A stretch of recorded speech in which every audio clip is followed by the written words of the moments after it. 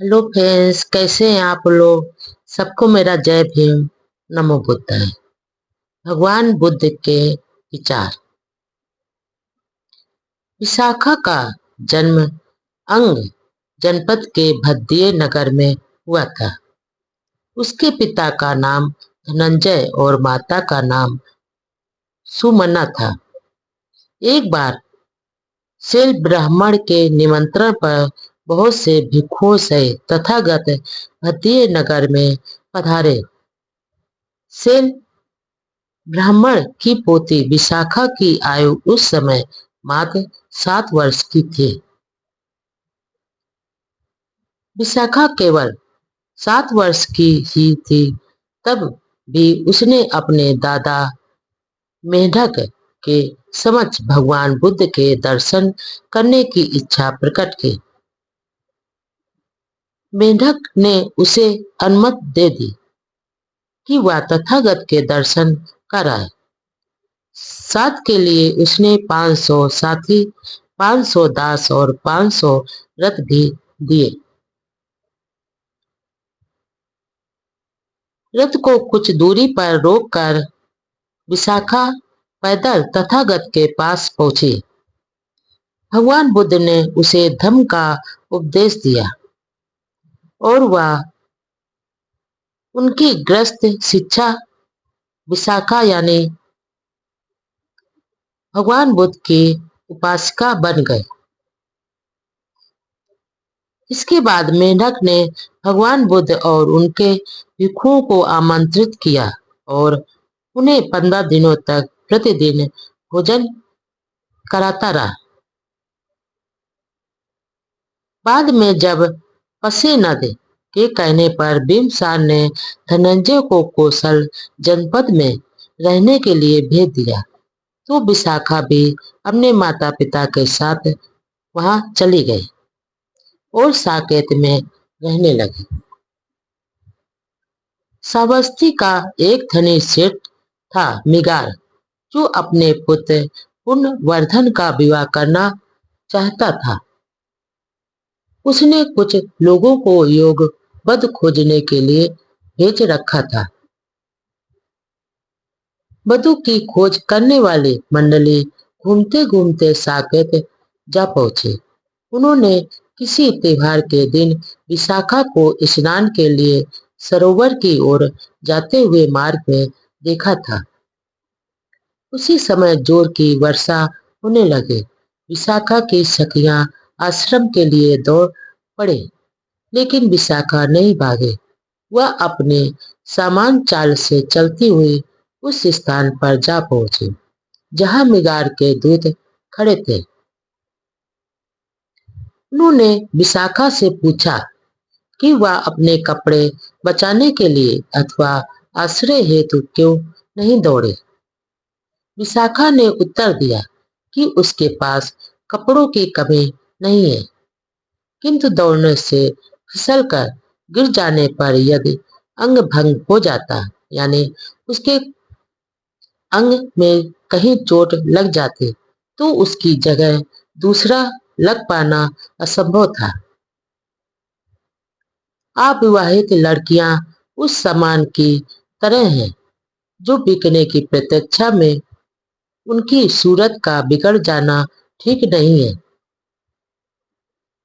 विशाखा के सौंदर्य से पहले प्रभावित हो चुकी वह मंडली उसकी बुद्धि से और भी प्रभावित हो गई। दूतों ने उसे एक पुष्प गुच्छ भेंट किया। उसे विवाह के प्रस्ताव के लिए रूप उसने स्वीकार किया। विशाखा के घर लौटने पर दूत भी उसके पीछे पीछे घर आ गए। उन्होंने पूर्णवर्धन का विवाह का प्रस्ताव विशाखा के पिता धनंजय के सामने रखा। प्रस्ताव स्वीकृत हुआ और पत्रों के आदान प्रदान द्वारा उसकी पुष्टि हो गई। जब राजा पसे नदी ने सुना, तो उसने सम्मान के प्रतीक के रूप में पुण्यवर्धन के साथ साकेत जाने का प्रस्ताव रखा। या असाधारण सम्मान की बात थी। धनंजय ने उसके राजाधिकारियों सहित मिगार, पुण्यवर्धन तथा सब बरातियों का बहुत ही उत्तम तरीके से आदर सत्कार किया और अतिथि सत्कार की स्वयं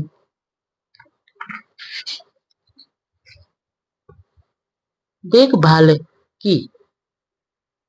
वधु के गहने बनाने के लिए 500 सुनार नियुक्त किए गए। धनंजय ने अपनी लड़की के दहेज में धन से भरी 500 गाड़ियां, सोने से भरी 500 गाड़ियां तथा गाय बैल आदि सब कुछ दिए। जब विशाखा की विदाई का समय आ पहुंचा तो धनंजय ने उसे 10 शिक्षाएं भी दी, जिन्हें मिगार ने भी साथ के कमरे से सुन लिया। ये 10 शिक्षाएं क्या थी? घर की आग बाहर नहीं जाने देना। नंबर 2, बाहर की आग घर में नहीं आने देना। नंबर 3, उन्हें ही देना जो बदले में दे। नंबर 4, जो बदले में ना दे उन्हें नहीं देना। नंबर 5, जो दे उसे देना। नंबर 6, जो नहीं दे उसे ना देना। नंबर 7, प्रसन्नता पूर्वक बैठना। नंबर 8, प्रसन्नता पूर्वक खाना पीना। नंबर 9, आग को संभालना तथा और उसे बाहर ना निकलने देना। नंबर 10, कुल देवताओं का सम्मान और सत्कार करना। दूसरे दिन धनंजय ने 8 कुशल पुरुषों को अपनी लड़की के गुण दोषों का विवेचन करने के लिए नियुक्त किया और उनको दायित्व सौंपा कि यदि विशाखा पर कोई आरोप लगाया जाए तो उसकी जांच करे। मिगार चाहता था कि उसकी पुत्र वधु को श्रावस्ती की जनता देखे। विशाखा ने रथ में खड़े हुए श्रावस्ती में प्रवेश किया। सड़क के दोनों ओर जनता खड़ी थी। जनता ने उस पर से उपहार ने छावर किए, किंतु वे सभी उपहार उसने लोगों में बांट दिए। मिगार निगट्ठों का उपासक था। विशाखा के घर पर आने के तुरंत बाद उसने उन्हें बुला भेजा। उनके आने पर मिगार ने विशाखा को उनका स्वागत करने के लिए कहा, लेकिन उनकी नम्रता देखकर विशाखा उद्विग्न हो उठी, यानी क्रोध से भर उठी। उसने उनके प्रति सम्मान प्रदर्शित करने से भी मना कर दिया। निगट्ठों ने आग्रह किया कि विशाखा को उसके घर वापस भेज दिया जाए, किंतु मिगार ने प्रतीक्षा करना उचित समझा। एक दिन जब मिगार खाना खा रहा था और विशाखा पास खड़ी थी, पंखा झल रही थी, तो घर के बाहर एक भिक्षु खड़ा दिखाई दिया।